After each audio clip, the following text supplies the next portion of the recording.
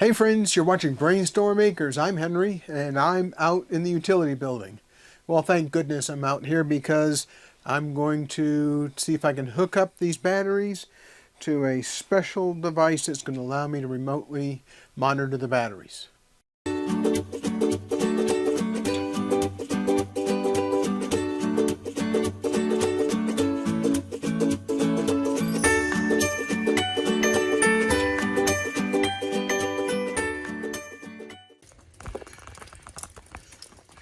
Well, we expected it to rain this morning, and actually a lot of today, but I don't know if you can see it in this video or not, but we also have snow coming down.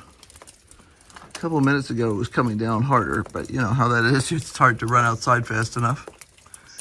But yeah, there's a storm coming through, and to me, it looked like we might get snow, but the weather forecast was saying, no, we would not get snow.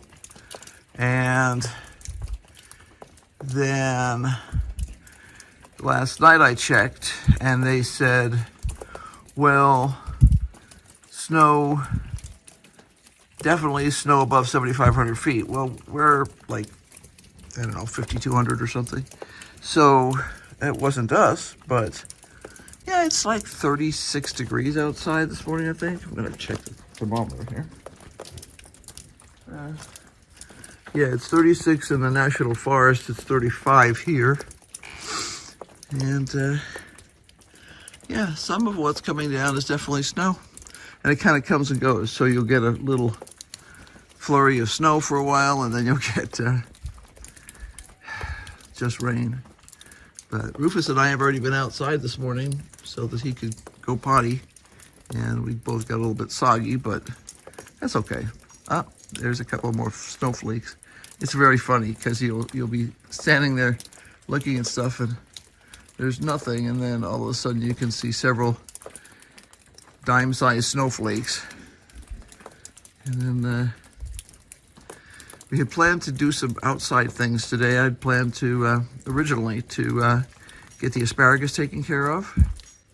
And yeah, I can see some more snowflakes coming down now. And Henry was going to work on the tractor because he just got a new piece of equipment the other day to help him track down what the issue was with the tractor, because it's electrical.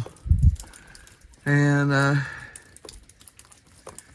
yeah, so much for there will be no snow. I don't think it'll stick because the ground is not frozen. And you can see there's more coming down now. That's funny. But we can say that they screwed up again. I had that conversation with my daughter yesterday that the weather forecast hasn't even been sort of close lately where she lives or where we live. So yeah, but there we have it. We have some unforecast snow to go with our forecast rain. And yeah, this is supposed to last for, I don't know, I think at least 24 hours, maybe 48. So we'll probably have to run the generator in here somewhere. We'll have to see. One of my jobs this morning is to go check and see how much juice is in the batteries. So there we go.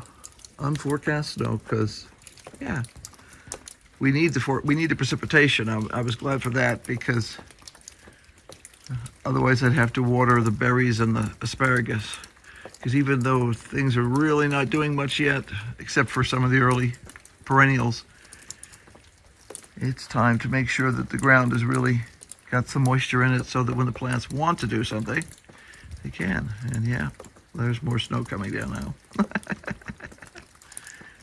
Now the unit is a little gateway. It has a special purpose network cable that connects in here. It's all broken out, but it does just connect into a normal Ethernet cable. But in order to do that, I need to use a female-to-female adapter and then some Ethernet cable to go from here, eventually up over the roof and down to the batteries.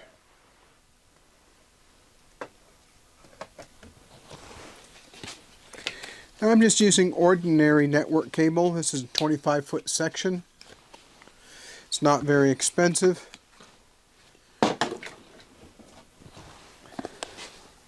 And I'm using a female-to-female adapter. That's because this end of the cable is female and both ends of the extension cable is female.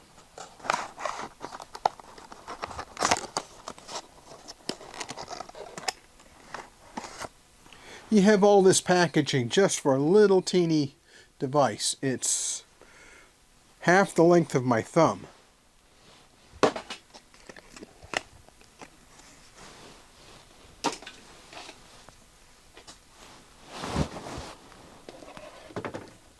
It's easy to plug it together. That end goes in. Take the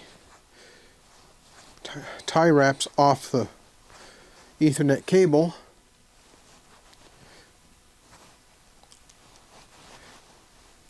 Which is probably the hardest part of getting this ready to be set up.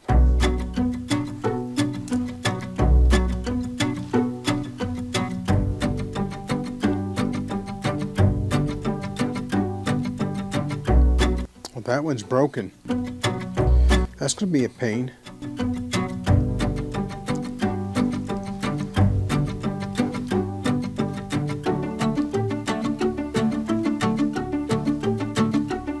There ought to be a rule that says you can't do this.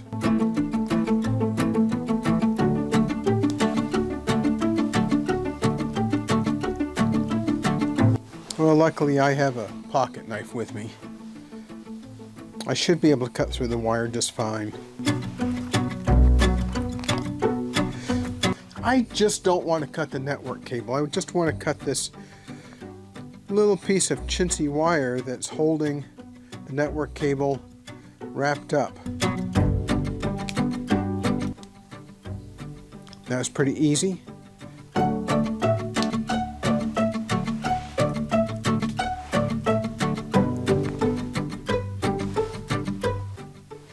I'm going to have to clean up this mess down here because I have tools that I've been using when I'm working on the electrical system.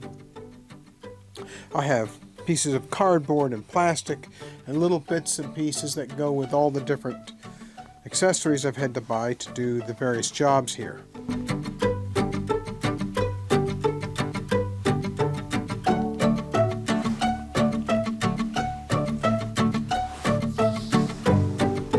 Now this is not a weatherproof cable. The batteries have weatherproof connections, but the Ethernet cable itself is not weatherproof.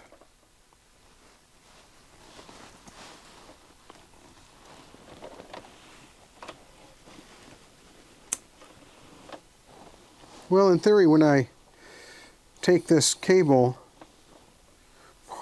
did I mess this up?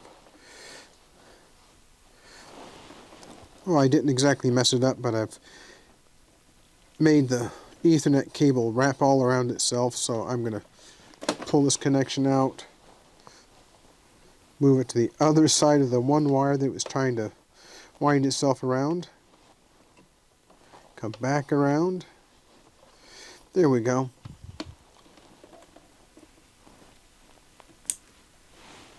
Now I have one more thing to do before I do anything else here. I need to get the power supply that supplies power to this gateway, and it's right over here. And I'm going to plug this unit into my UPS.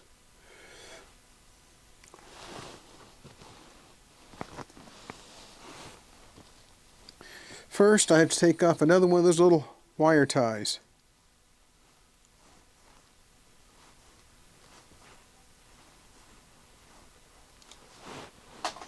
Add that to my pile of trash.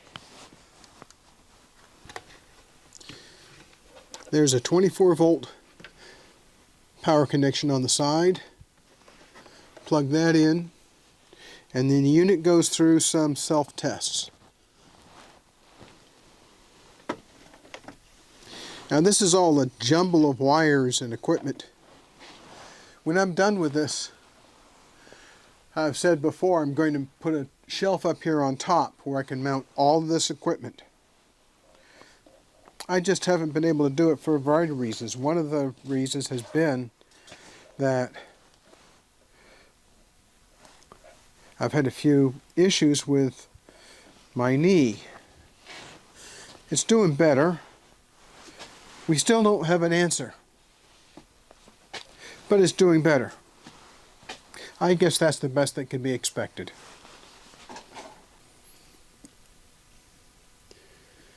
I'm getting signals from the batteries, which is great. I have a flashing Wi-Fi connection.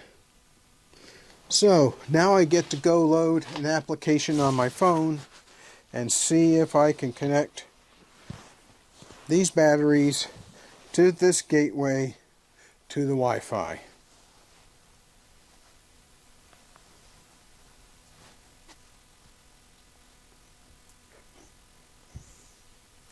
Now this is supposed to have a Bluetooth connection. So I'm trying to discover this Bluetooth connection. So far it's not finding it.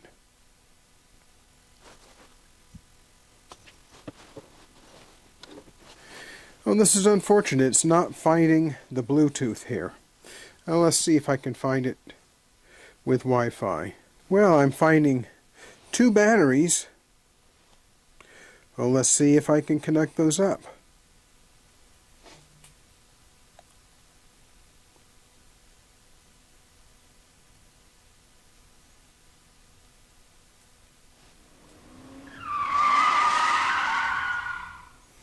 Well, I'm going to have to go back into the house to go over some of these connections because I'm going to do that from the computer. But this is looking promising. I think I'm going to be able to make it work. It's all a matter of how I set up all these different internet addresses. So if you're doing this on your own and you don't have good computer skills, don't do it. It's best if you can have a professional installer come out to your place and install this kind of connectivity to your solar system. There's a lot of complications involved in making all these pieces work together. There are 3 charge controllers, 3 inverters, 3 batteries, a Starlink connection, a switch, a router, this gateway to the batteries. There's a lot of things. It all has to work together. This is going to take a little bit of head scratching, a lot of digging through manuals again. I'll show you how it turns out in our next show. Thanks for watching. Don't forget to hit like, subscribe, and ring the bell for notifications because we have a lot more going on, including the snow that we had this morning that you saw at the beginning of this show, and we're supposed to have some more tonight.